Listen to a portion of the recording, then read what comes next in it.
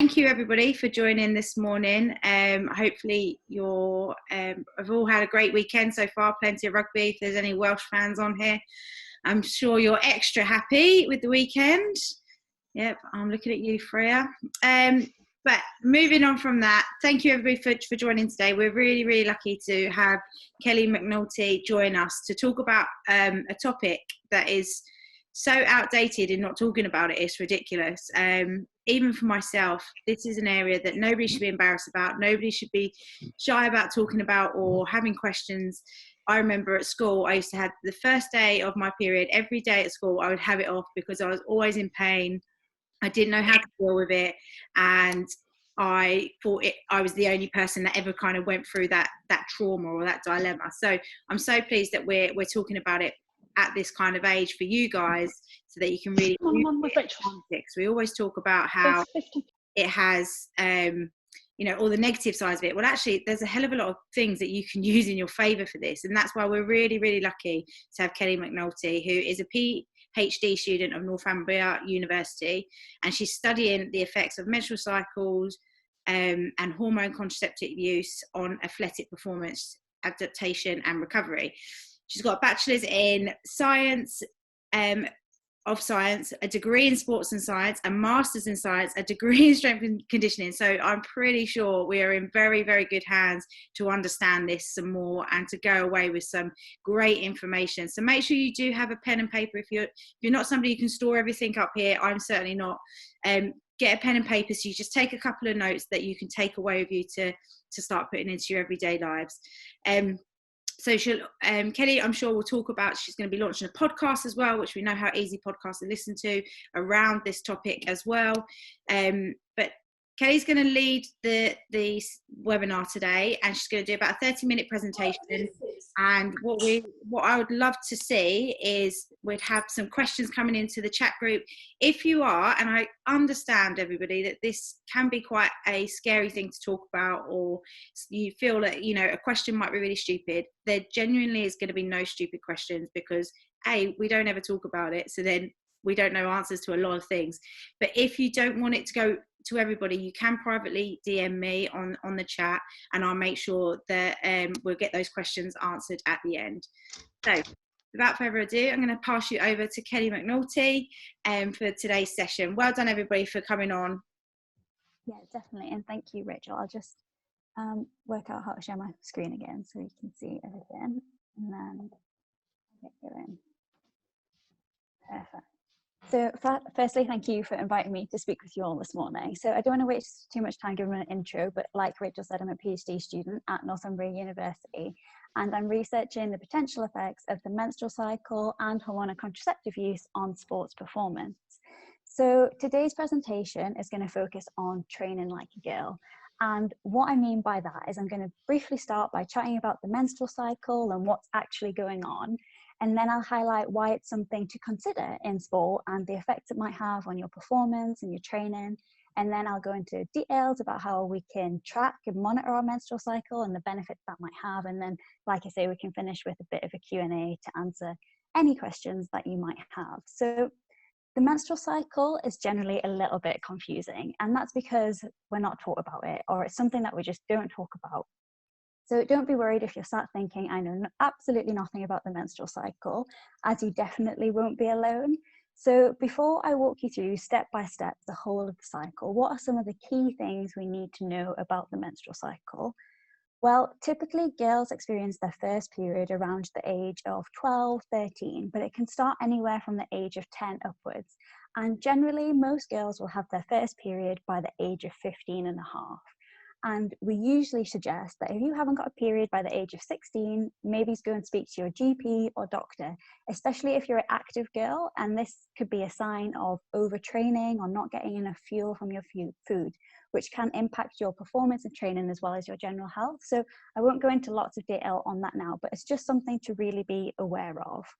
Now, the menstrual cycle is the time from the day your period starts until the day your next period arrives. And a textbook menstrual cycle is 28 days, but we definitely aren't all textbooks, and instead anywhere between 21 and 35 days is considered normal in women, And in teens, anywhere up to 40 days is also normal. And this is basically because your body is still sort of figuring itself out. And it's also common during this time that periods might be irregular, but this usually settles within a couple of years. So usually your period, so that's the time you spend bleeding, will last between 2 to 8 days. So on average, it's roughly around those 5 days. And during a healthy period, we can lose anywhere between 5 to 80 milliliters of blood. So we all can't sit there with measuring jugs, measuring how much we're bleeding. So that's roughly about 3 to 16 fully soaked regular tampons or pads per cycle. And as I mentioned before, having a healthy period each cycle is definitely a big thumbs up for your general health and your general well-being. So although having a period is the part of the cycle that we can all see, and often the part that we might notice a few symptoms and feel a little bit low, the menstrual cycle is so much more than just your period. It's a whole cycle of these brilliant hormonal fluctuations, which when healthy will happen fairly predictably each and every month. So there are a lot of hormones involved in this cycle, but the two main hormones that we need to be aware of, which rise and fall across the cycle, are estrogen and progesterone. And you can see these in the diagram there. So at the start of the cycle, so day 1, which is the first day of your period or bleeding, you can see that both these hormones are relatively low or at their lowest. Then, once your period is ended, you can see that estrogen starts to rise across this first half of the cycle and reaches its peak just prior to ovulation. And ovulation is when we release an egg from our ovaries, and that usually happens in the middle of our cycle. And one thing to know for girls, or especially when you first start getting your menstrual cycles, around 75% of these cycles won't have ovulation. And this can be often why teens experience really heavy periods, and you might have a lot of other symptoms going on, especially really painful periods. And what it's caused by is this hormonal imbalance. So because we're not ovulating each and every cycle, basically our estrogen is not balanced by our progesterone. So I'm not going to go into lots of details why this might be, but there are lots of ways you can sort of manage these symptoms, and that includes the likes of diet, sleep, stress, and exercise. So really focusing on those 4 key factors. But anyway, after ovulation, you can see that estrogen then has a drop off before it begins to rise again in that second half of this cycle. And also at that time, you can see that progesterone, so that remained relatively quiet in the first half, starts to rise and also reaches its peak in the second half of the cycle. So following this, if pregnancy doesn't occur, both these hormones then fall. And as a result of this, the cycle begins again. And it's this rapid drop in the hormones towards the end of our cycle that can be responsible for a lot of the symptoms we might get before our period. So these are things like changes in mood, irritability, headaches, breast pain, etc. And this cycle of hormones, so this rising and falling, carries on from your first cycle all the way through until you reach menopause. So in the UK, that's roughly around the age of 50. So on average, that means you'll have 450 menstrual cycles in your lifetime. So that sounds like a lot, but don't worry. So that was quite a lot of information to take in, but hopefully it shows you that your cycle is so much more than just your period, so that time spent bleeding, and instead it's this amazing cycle of hormonal fluctuations. So speaking of hormones, whilst the main role of these hormones is to support reproduction, because these hormones can basically travel all around our body, so they can get to our muscles, they can get to our brains, they can affect a lot of other systems in our body. So these are things like our cardiovascular system, our respiratory system, our muscular system, which can then all affect our training and performance. And it's important to highlight early on that these effects are not necessarily negative. And by understanding them alongside tracking our cycles can help us get a better understanding of what's going on in our menstrual cycle and how we might be able to tailor our performance and training around the menstrual cycle. So more on this in a little bit. But firstly, as we go through this slide, you can be thinking in your head, or feel free to share it in the chat, your answers to these questions. So do you feel that your menstrual cycle affects your performance or training? Or is there a time that you might have missed performance or a competition because of your menstrual cycle? Have you ever spoke to about your menstrual cycle with your coach, a parent, a friend? Has anyone ever told you about how your menstrual cycle might affect your performance or training? And would you like to know more about this? So research generally suggests that around 50 to 90% of female athletes believe that their menstrual cycle affects their ability to train or perform. So that's quite a lot of women and girls. And there's also some data that says around 40% of 14 to 16-year-old girls say that their periods stop them from taking part in sport altogether. So that's loads of girls dropping out of sport because of their periods. Now, despite these potential participation, performance, and training effects, studies report that 81% of athletes just don't discuss the menstrual cycle with their coach or with anyone else. So we have lots of girls and women noticing these differences in training and performance and potentially even dropping out of their sport, but they're not speaking to anyone about it. Then on top of that, 82% of female athletes have never had any education or information about how their menstrual cycle might affect sport and exercise. So this just highlights the importance that we need to be aware of our menstrual cycles and be able to sort of openly discuss these factors when needed, which it might not always be needed, and therefore to help performance and training. But it also shows the massive amount of education we need for everyone in this area. So hopefully this webinar is helping slightly with that. So now we're going to dive back into the menstrual cycle, but this time have a look at the effects it might have on performance and training. And to do that, I'm going to walk us back through the menstrual cycle that I just described, but this time I'm going to highlight some of those performance and training effects that we might see. So what I'm going to be chatting about is designed to increase your awareness and get you thinking a little bit more about your cycle. So this is definitely not an exact guide or a template that will allow that you can all follow each and every single month, and I'll discuss that a little bit more towards the end. So as we've talked about already, day 1 is the first day of your period, so the first day of bleeding, and our hormone levels at this time are at their lowest. Now, also during this time, our body produces something called prostaglandins, and that sounds very confusing, but basically they are like hormones again, but they're chemicals that help to shimmy our blood flow out. And whilst these prostaglandins are really good to help us have a healthy period, too many of these can cause really intense pain, which we know as period cramps. And then on top of this, if we have lots of them, they can leak into nearby areas and make us feel dizzy, sick, have diarrhea, and lots more unpleasant side effects.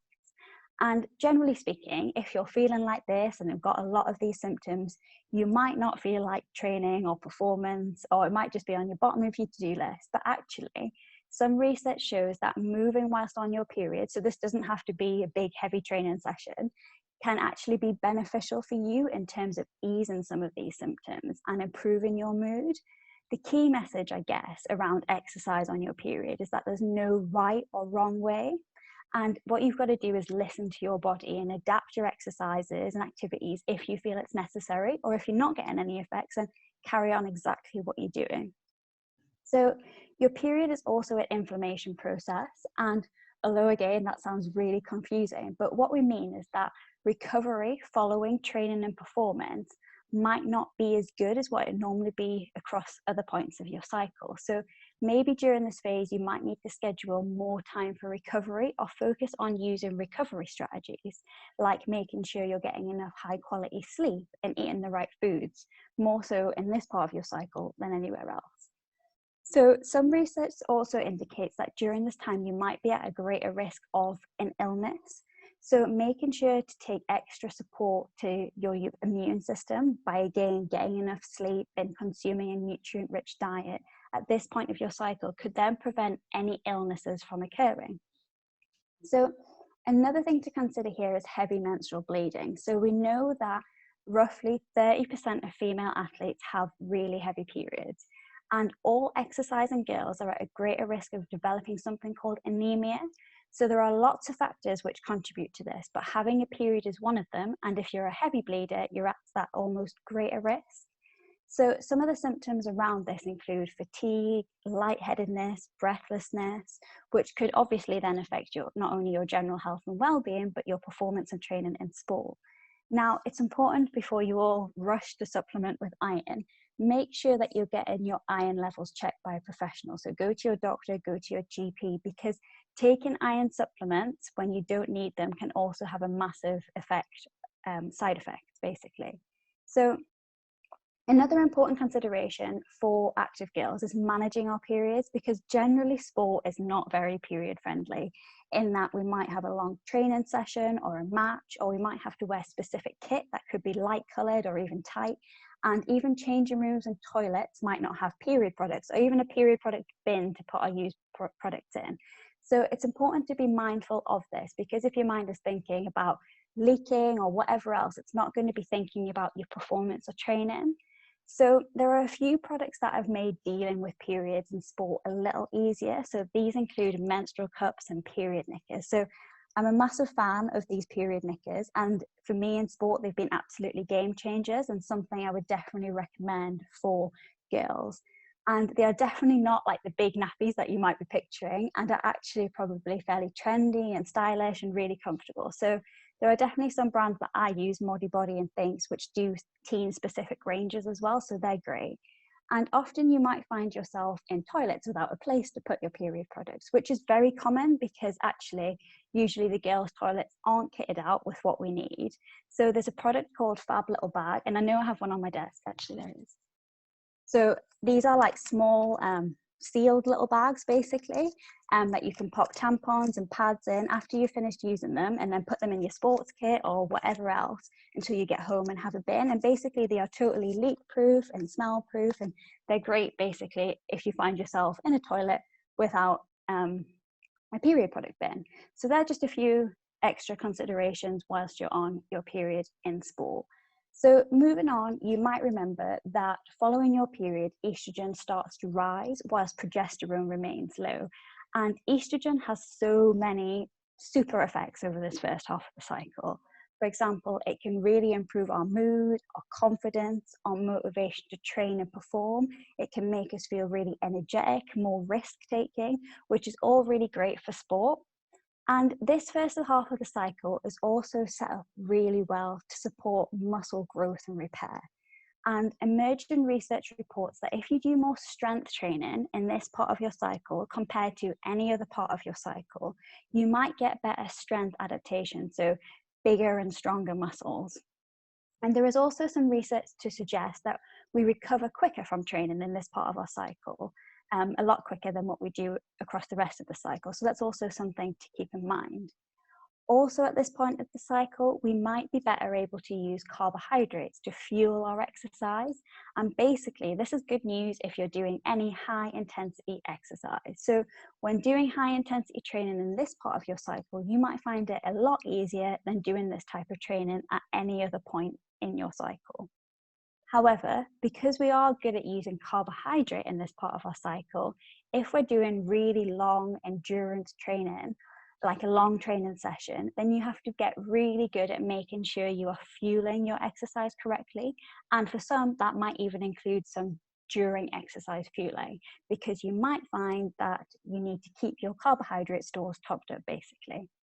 Now, one final thing to note is that estrogen plays a role in ligament laxity. Again, that sounds confusing, but it can increase injury risk. And research suggests that you might be at a greater risk of ACL injury, so anterior cruciate ligament injury, in this part of your cycle.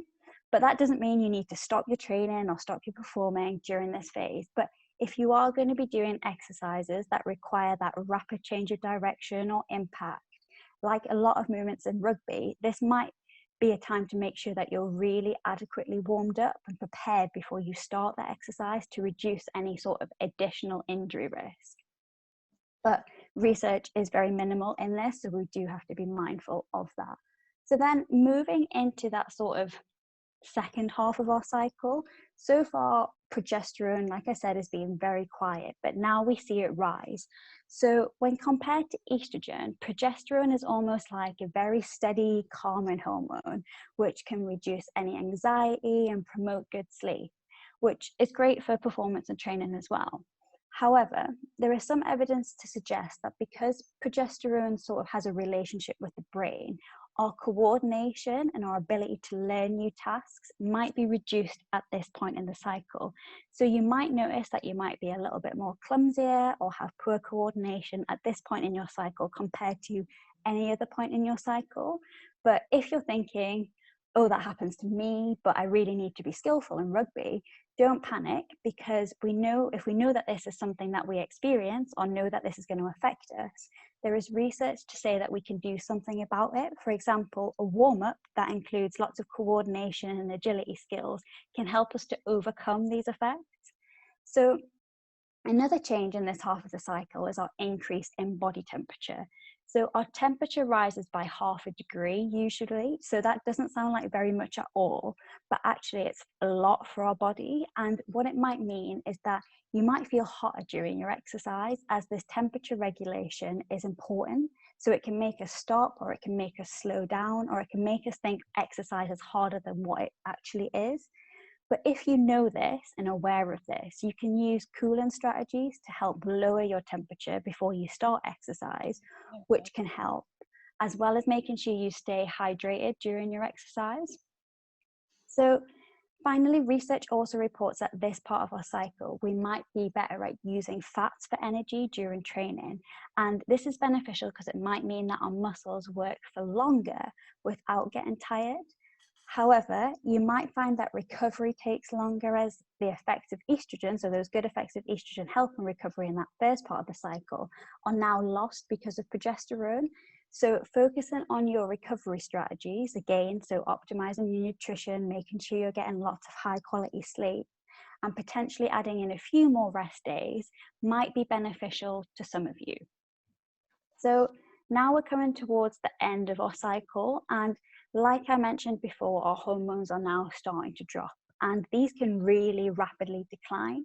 And what this can cause is a lot of premenstrual symptoms, such as your headaches, bloating, breast tenderness, anxiety, irritability. In fact, there are over 150 symptoms you might experience here. So that's quite a lot. And these symptoms, again, might reduce your motivation to train, your willingness to perform, as well as your perception of effort during exercise. So exercise might feel a little bit harder in this part of your cycle compared to any other part. Having said that, if you're feeling up to it, exercise again might help with these symptoms. But again, it's all about listening to your body and doing what you feel is best for you. So also, like in that first part of the cycle that I talked about when those hormones are low, recovery following training and performing might take longer in this lead up to your period, as well as when you're on your period. So again, making sure you're getting plenty of rest, recovery, fueling right in this premenstrual phase. Additionally, women and girls usually report a lot more sleep disturbances in this part of our cycle, which again can affect your concentration, how alert you are, and might make us more prone to some accidents. So this might not be the best time to start learning a new skill, for example. So that was quite a lot to take in, and it's probably going to get a lot more complicated, because after presenting all that information, a couple of things to be wary of is that there's not very much research in this area at the moment. And the research that is available to us is conflicting. And what I mean by that is some studies report all of these effects that I've just talked about, and then other studies have reported absolutely no effects whatsoever. So the key takeaway here is that you need to focus on you and figure out what works and what doesn't work for you, as everyone's experience of the menstrual cycle is totally different. So what you might experience will be totally different from your best pal or your teammate. So try not to compare yourself and follow what other people are doing. The menstrual cycle is a very individual thing. So you might experience some symptoms of your cycle, and you might have effects of these change in hormones on your performance and training, but it will be entirely unique to you. And that sounds a little bit frustrating, but I hope you can see that by knowing all this information and then tuning into your cycle can really help to maximize performance and training when your cycle is working with you, and then maybe minimize or overcome some of the times when you feel like your cycle is working against you. So the best thing you can do here is get to know your cycle, and to do that, what we can do is track it. So like what I mentioned before, tracking your menstrual cycle gives you the opportunity to understand yourself, your experiences of the menstrual cycle, and what that could mean for your performance and training. And at the very least, menstrual cycle tracking might help to explain why on some days you feel a little bit naff or a little bit great. But at its very best, it might even provide you with some patterns that could then help to maximize your performance and training. So how can we track our cycles? So we can track our cycles very simply using pen or paper, or we can even use an app. So there are lots of apps available at the moment, such as Fit All Women.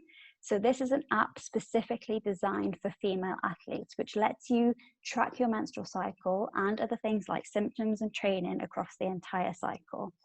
But I guess as long as you can easily record your data and you can look back at it whenever you need to, it doesn't matter which way or method you use to track your cycle. The key is to use a method that suits you and a method that you can stick to, because the more you do it, the better results you're going to get. So it's also important to remember that you need to track for at least 3 months to be able to start picking up on your own cycle patterns. If there are any, there might not be any, and use this data in the best possible way. So with that in mind, what are some of the things that we can track?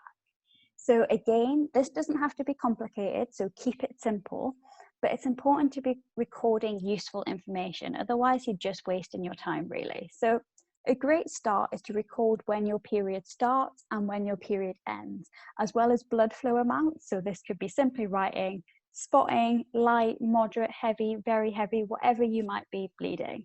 To add to that, you can then start to record any menstrual cycle symptoms you get across your cycle, like cramps, headaches, breast pain, digestive upsets, nausea, etc. So pop all that on your calendar as well. You then might want to add any physical or emotional changes, such as changes in your sleep, changes in your energy levels, changes in how hungry you are, so your diet, your appetite, as well as changes in mood and stress. Then importantly, you might want to start adding some performance and training information. So you could basically say, did I train well today? Or did I recover faster from training today compared to what I usually do? So starting to record some of these performance and training effects as well. To then go one step further, now you don't have to, some girls are happy with that, but some girls really like to get some data. So this can be done by tracking if we look for ovulation, and this can be done by looking at our body temperature, because like I said, that rises in that second half. So we can track that daily by using a thermometer, and you can look out also for changes in cervical fluid. So this changes across our cycle as well. For example, around ovulation, it resembles egg whites, and it's usually slippery, stretchy, and it's increased in volume. So those are some things to indicate that you're ovulating. So once you've collected all of this data, what do you do with it?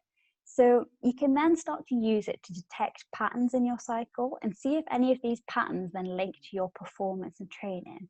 And if they do, you can start to create sort of cues around your cycle and find strategies to overcome anything, any issues that you might have across your cycle.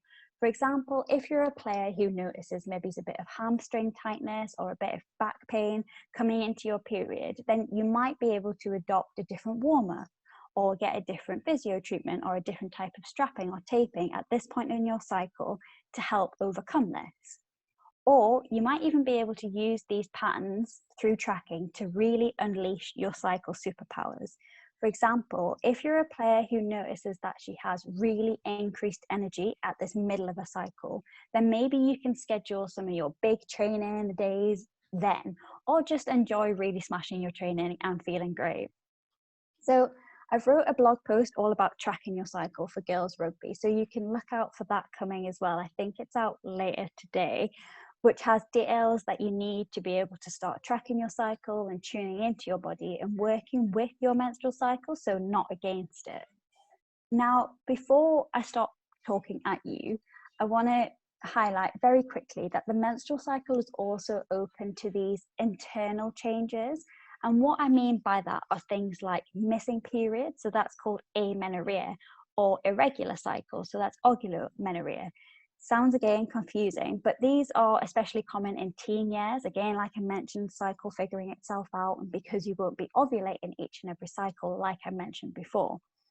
But losing your period or never getting your period by the age of 16 could be a sign of REDS, so relative energy deficiency syndrome, which basically means you're not getting enough energy into your body to match the energy going out. And this is important to be aware of because it can have serious health and well-being effects, but it can also influence your performance and training. So often in that sort of elite female athlete space, not having your period has been in the past seen as a badge of honor, in that I trained so much I lost my period. But it's so vital to know that not having a period is not normal and should not be a normal part of your training and performance, and should be something that you speak to a doctor or GP about as soon as possible. Then on top of that, we also have hormonal contraception. So your cycle might change if you decide to use hormonal contraception. So there are lots of different types of hormonal contraception, but I'm not going to go into any of the details on these different types here, but just be aware that there is lots of different types and they all work in lots of different ways. So don't be afraid, if this is something that you're on, to ask lots of questions to your doctor or your GP. And because this hormonal contraception alters our hormones, it might impact on our performance and training in an entirely different way. So again, I won't go into much detail about these performance and training effects, but I guess the key takeaway here is that we are not really taught enough about hormonal contraception to make an informed decision. And I'm not saying that one is better than the other in terms of menstrual cycle versus hormonal contraception, as we all have different reasons for why we use that option. But make sure that you educate yourself and talk to the right people in this area so that you can make these informed decisions and know exactly what you're putting into your body and how this might affect you. And then, just like the menstrual cycle, track your use. So you can see how it might be affecting any performance and training, and then you can use that information and data that you've collected when you're having discussions with others about this. So before I stop talking and take any questions that you might have, I want to leave you with sort of 5 take-home messages, basically, so that you can start to master your menstrual cycle. So firstly, track your cycle. As I just highlighted, tracking your cycle helps you to understand how you feel physically and emotionally across your cycle, as well as how your performance and training might change. So to do this, use whatever method suits you and keep it simple. Secondly, know your normal. So use tracking to learn what is normal and what is not normal for you in relation to your cycle, and then use this to recognize any potential issues like missing your period for 3 or more months, or changes in your cycle regularity or bleeding patterns, and then use this when you speak to any doctors or GPs to help you if there's something going on, basically. Thirdly, develop cycle patterns. So use that data that you collected through tracking your cycle to anticipate and be proactive about managing any of your menstrual cycle symptoms and performance and training effects. So basically what that means is you can get the best out of yourself on any day of your cycle. Then this is the exciting part: unleash your cycle superpowers. So learn when your cycle might be working to help you, and then use that to maximize your performance and training. For example, this might mean more strength training in that first half of your cycle, or using high motivation and high energy levels to smash through those big training sessions around the middle of your cycle. Finally, then, share your cycle. If you feel it's important, get comfortable sharing your cycle. That could be with a coach, a parent, a physio, or friends, or anyone else who supports you, because this information can really help them to understand you at your own individual level and therefore support you better.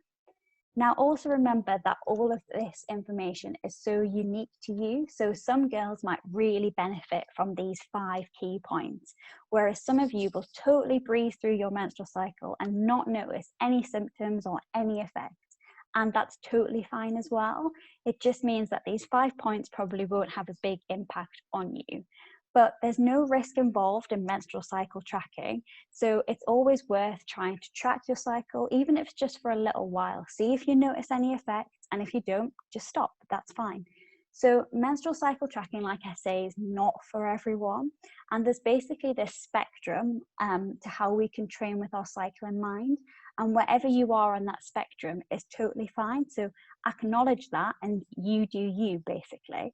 So thank you for all for listening. I'm totally aware that that was a lot of information to take in one time. But I believe like this session is being recorded. So don't be scared to go back and take longer on this and repeat anything that you might need to, because it was a lot of information. So we also have a bit of time now to talk through anything or answer any questions that you might have as well. So I'll just stop sharing my screen. Amazing. Thank you, Kelly, for we have to appreciate that she's crammed so much into that space there, with lots of great nuggets of information. And look, some of that went over my head, and so I'm sure that some of it's gone over your head, and that's really why it's important that we're recording the presentation so you guys can go back, you can look at it. We've had some questions come in, and I think I've answered some of them. Had lots of questions around how do you approach your players, or players approaching coaches. I think the first place you could really start with this is just, you could do this with your own team. You can use the webinar that we're going to put on the YouTube channel. You can just do a watch party or whatever with your team, because then that straight away breaks down the barrier. A, we're talking about it. A, we understand it. Well, we're getting to understand it, and we're here if you want to talk about it. And I think that's a real, natural, easy way to, and it's not forced, it's not confrontational, it's not, because it won't be face to face. People can hide behind the screen whilst it's going on, so they're not embarrassed. So it just could be a good way to just breach that. There's been some other ideas on here. I love the idea of like a player welfare rep. So you could get, a couple of girls who are really confident about talking to their coaches or even the parents about it. Why not? You could represent everybody. If you've got a player in your team who's just, she seems really down and she's struggling and she's got low energy and actually she's got really bad period cramps but doesn't want to say anything, you can be that voice for them. So there's some really, really good ideas coming in here. But do anybody else have any questions directly for Kelly? I will try and answer some of the how to broach coaches and rugby kind ones. But if you have anything specific around the menstrual cycle, then now's your time to ask her. I think it really is really important. Like, I am 34 years old and I've probably only started really tracking my cycle in the last few years. I mentioned before that I used to always, like the first day of my period, I wouldn't train. I would feel really rubbish. One of my teammates that I used to room with, she would be sick in the mornings, and we just get on with it.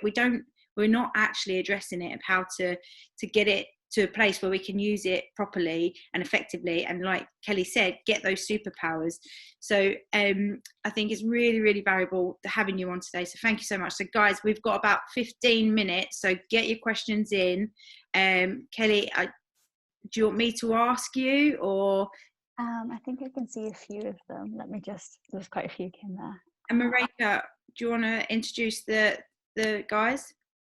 Yeah, so it's also worth noting, guys, we've got the lovely ladies from Iceni who make period underwear, and it's designed specifically to use sort of in training and games, so really nice and comfortable.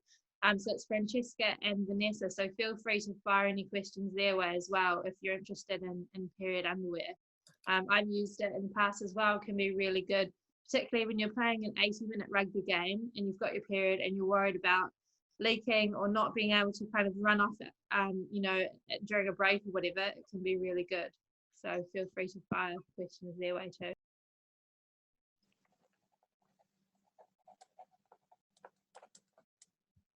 So let's kick it off then. To avoid severe cramps every month, the doctor has said to take the pill for 4 months and then have a break to have a period. Do you know how this will impact on a 4-week cycle? So somebody also had this question about using the contraceptive pill as a way to not have a period, so then you kind of don't have to worry about it, but you do. Yeah, definitely. So first of all, I'm not a GP or a doctor, so definitely speak to these about this. But I guess one thing I would flag is, from a personal perspective, I was put on a hormonal contraception because my periods really affected my sporting performance. I would miss a couple of days nearly every cycle on training and performance. And basically, that is basically providing you with almost like a band-aid, so sticking in a sticky plaster on it and covering up what actually might be going on. But if you sort of spend the time getting to know your cycle and what could be affecting it, so things like diet, lifestyle, sleep, stress, and really tune into that, you can actually sort of get massive improvements in these cycle symptoms just through that way. So not going through a hormonal contraception.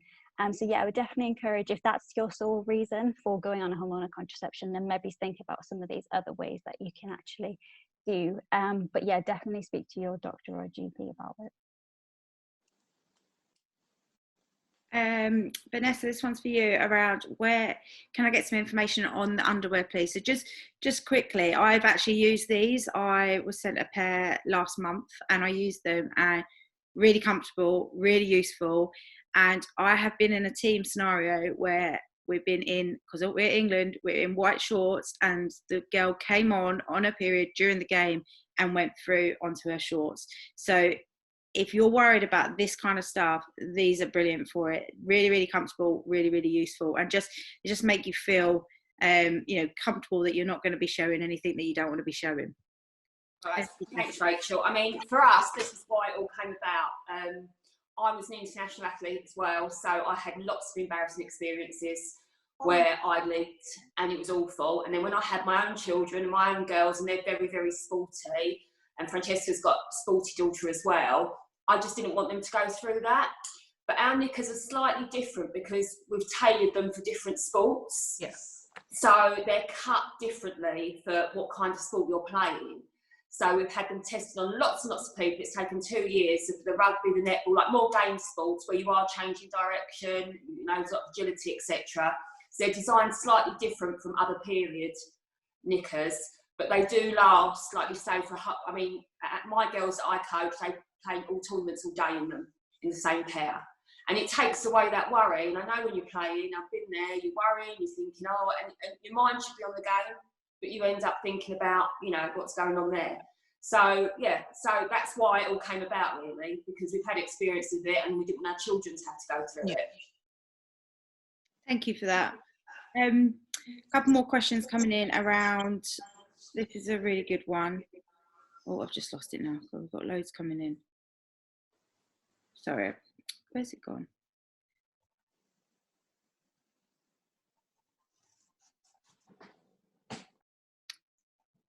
Sorry, guys.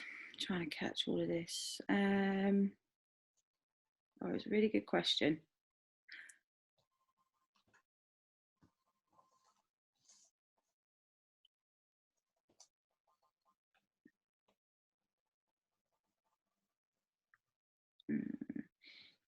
Around nutrition, is there ways to tailor nutrition around your cycle?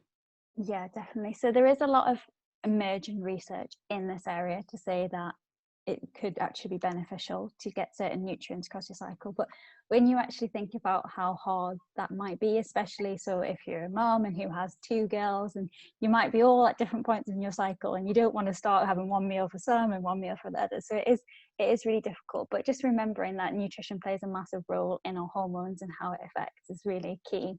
And hopefully in the future there might be a little bit more research into how we can really get our nutrition to work around the cycle, which would be interesting. And I'd also like to add to that, so I use Fit Our Woman app, and I've mentioned it a few times in there.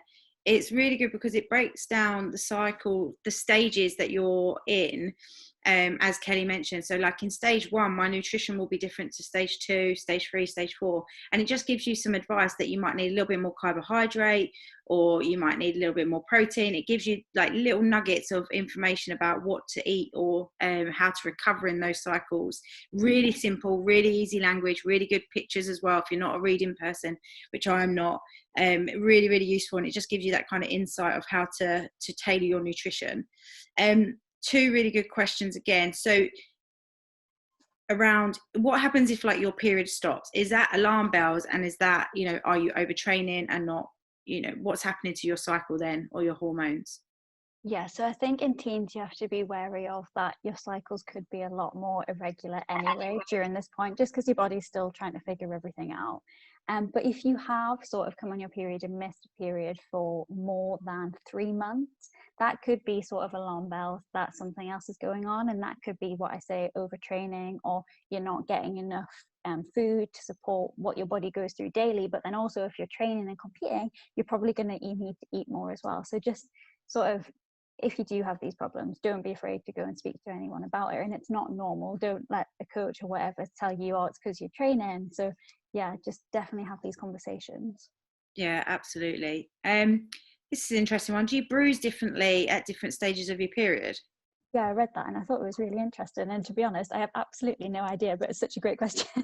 I thought that was really interesting. Lots of people were actually asking and curious around, when did you start doing your research, or when did research into this actually start to happen? Because we've heard a few things over the years of people coming out and talking about it, but where is it been in the last sort of 4 or 5 years? Yeah. Is it really? So this research actually started all the way back in 1840 something. I can't remember the exact date, but there was a woman who actually was like, no, our periods could affect us. And she did lots of actually really great studies at that time. And that was ages ago, but then it kind of faded and nothing was ever done. And it came about again in the 90s when it was a little bit popular. So lots of researchers, so my supervisors, so we're looking at that then. But then it just kind of took a big sort of dive back down, and no one really kind of looked at it until sort of, I would say, the last few years. And this year in particular, or last year, it got like a really massive attention in the media and in sport. So it's definitely something that's growing. And I think as females grow in sport and there's more opportunities for women and girls in sport, we're now having to turn to understanding female physiology and how we train around that a lot more. So hopefully that research is going to increase as we see that rise in participation as well. Just funding we need. Here's a really good one, because I certainly get this. How do you manage that loss of motivation around your period? Yeah, definitely. That's really interesting. And then if you sort of notice that, then it's okay. Just recognize that. Like, say, I don't feel motivated. I'm not feeling great right now, and that's okay. But obviously, if you're someone that has to perform and train, just be aware and go easy on yourself. Be kind to yourself. So we can't always do everything that we want to do at that point in our cycle. So it's just all about knowing your body and being kind. You can't really, if you're feeling naff, you feel naff. So yeah.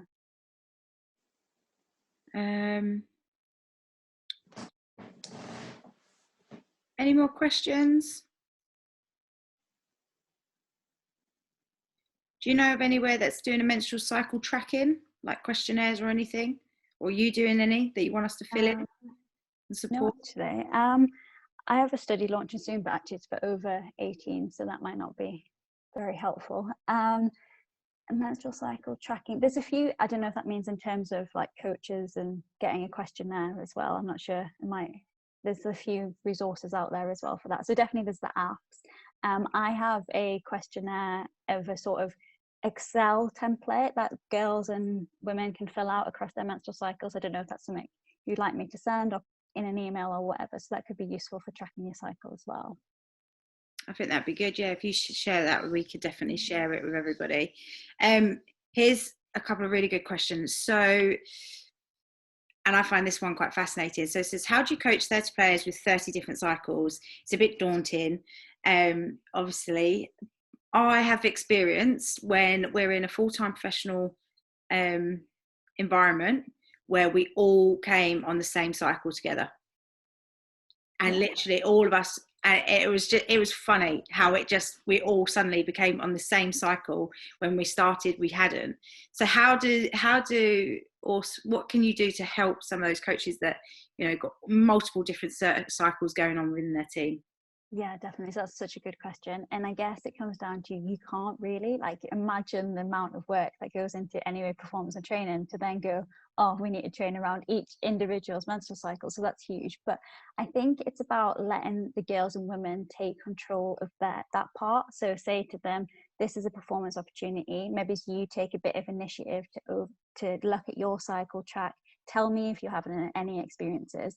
And then if you notice anything, so for some girls, you might have to sit in a team talk and wear a heat pack. Some of these will be totally different. So it's just about preparing yourself and using your experiences to then help. So tell the girls to basically track their cycle and sort of know their body more than anything, basically. So yeah, it's a great question. And you see a lot of teams sort of coming out and saying, oh, we tracked menstrual cycles and trained around it, which is so interesting. And so, but obviously I would love to know how they managed to get every woman, every girl, and know their cycle that well. So yeah, no, it's great. Do you reckon, is there any good vitamins or supplements that can support? Yeah, so this is a tricky question. I guess I would always try and get our fuel from food first before supplementation. There's some, again, research not very great, but if there is anything, it normally points to vitamin D, which is also quite popular at the minute with COVID. But then there's also some things on magnesium. So personally, I found magnesium spray, so on the belly, is really helpful for period cramps. And there's also omega-3. So making sure it's omega-3, not omega-3, 6, and 9, because that basically helps those sort of prostaglandin effects. But again, there's hardly any research into it. So definitely try and get it through your diet first. And then obviously also speak to specialists in that area. Has there been any research on how PCOS can affect our sports performance, as I haven't been given it much thought until now? Yeah, so that's really interesting as well. What does PCOS stand for? So that's polycystic ovarian syndrome. So again, really interesting, but fortunately no research in terms of exercise performance or training, which is a shame. But yeah, again, I would just recommend speaking to GPs about that in particular, because there's just nothing in this area, unfortunately, research wise. Which is why we're diving into stuff. Okay, someone's asked me how I recover after training. Depending on what intensity or what training it is, and depending where I am in my cycle, so depending on which stage I'm in, I might take longer to recover. And it's still fascinating to me how I'll be like leading up to my cycle and I'll be more tired, or I'll be achy, and then my period would happen. I'll be like, oh, that's what it was. And like I still forget to sometimes look at my stages to know how to manage myself better during those times. So that's why it's not like Kelly's point about, it's not just when you're bleeding, it's about pre and post that as well, because that all ties into one of how you can support your performance and your general mood and how your body's reacting and feeling.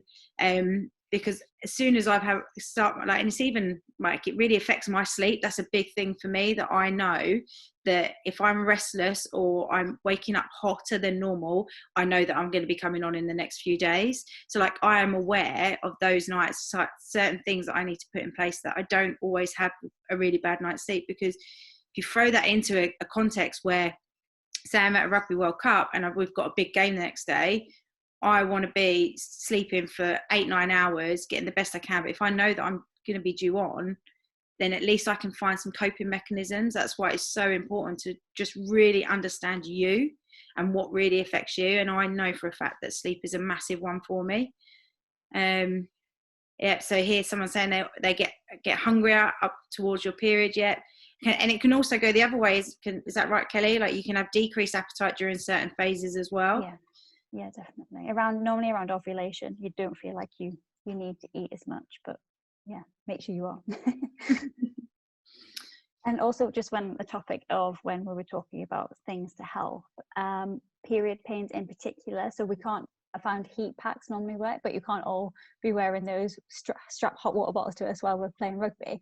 But there's actually some strips that have come out. So they're BU, they're called period patches. I used to have really bad cramps, but actually just sticking one of these, they're very discreet, you won't even notice them, onto your belly can really help, as well as taking some like anti-inflammatories. But you don't have to normally take these by wearing this strip. So it's really helpful as well. There's some questions about the injury risk, and particularly ACL stuff, guys. So we are actually going to be diving into that a little bit deeper later on as part of our campaign. So we've got some people doing research in that area. So if you're interested in that, just keep an eye out on our social channels and things like that, and we'll let you know. Kelly, what did you say those patches were called? They're called BU, as in like B. BU. Yeah. Okay, well, we are running out of time, but I think what is highlighted that this probably conversation isn't a one-time thing, that we need to keep doing it.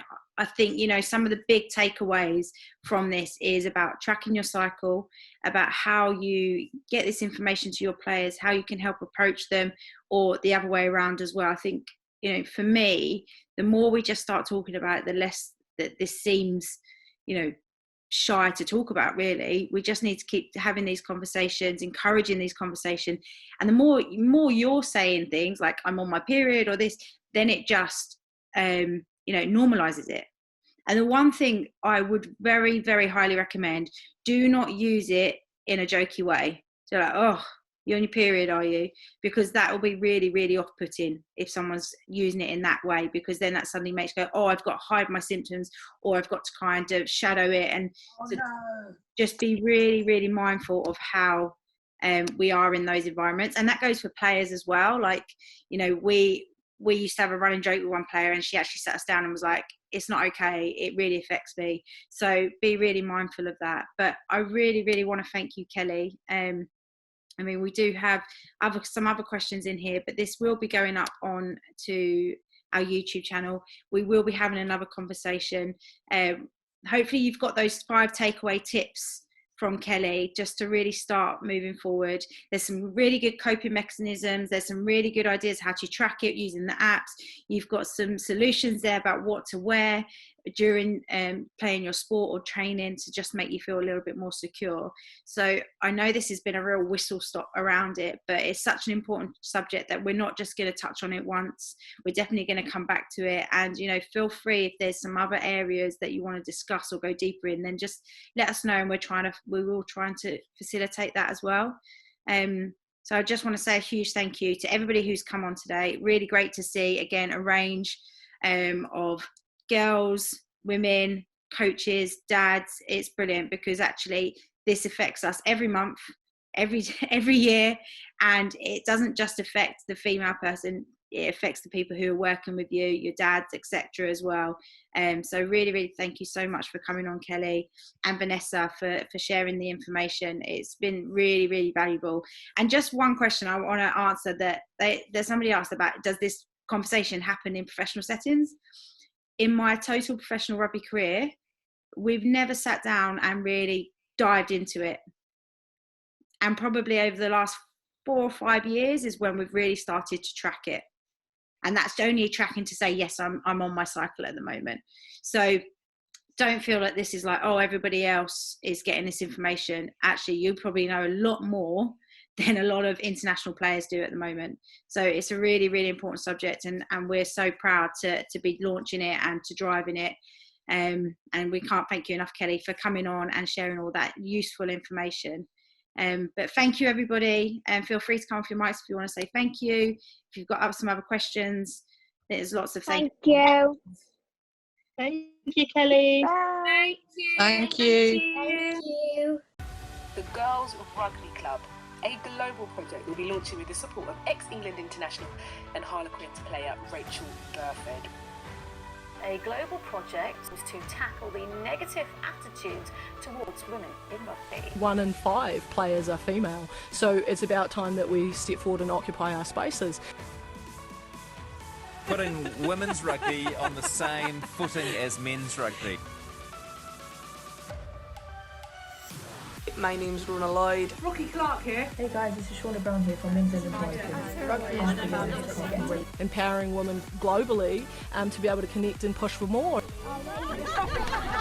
We just want to be this global platform that is for girls, and it's a voice for them. It's, you know, tackling some of the issues that nobody really talks about or touches on, and then it disappears. We want to, you know, stamp out some of the stereotypes within our game and just really grow the game, support all the great initiatives that are already going on, but also setting up our own as well.